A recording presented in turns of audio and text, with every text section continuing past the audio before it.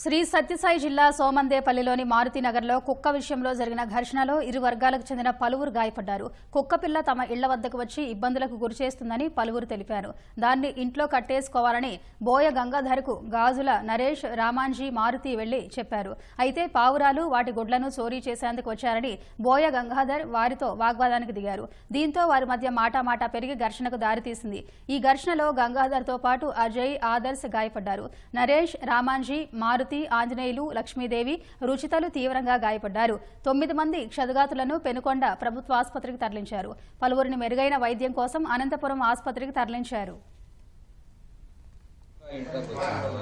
చెప్పేపోతేనే మేము గొడవ పడి ఇంటికి సార్ ఇంటి దాకా వస్తేనే వాళ్ళు రాడ్లను కట్లు రాళ్ళతోనూ వచ్చి నిలబడుకునే వాళ్ళని తలకాయ పాల్గొట్టి అదే పనిగా చంపాలని తాగి ఫుల్గా వాళ్ళు 5-6 మంది వచ్చి తలకాయలు అందరికీ పాల్గొట్టినారు.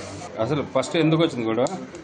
కుక్క కోసం మాకేమి వాళ్ళకి మాకేం గొడవలు ఏం లేదు. వాళ్ళు అదే పనికి చంపాలని మొత్తం తాగి ఫుల్గా వచ్చి తలకాయలు పాల్గొట్టినారు.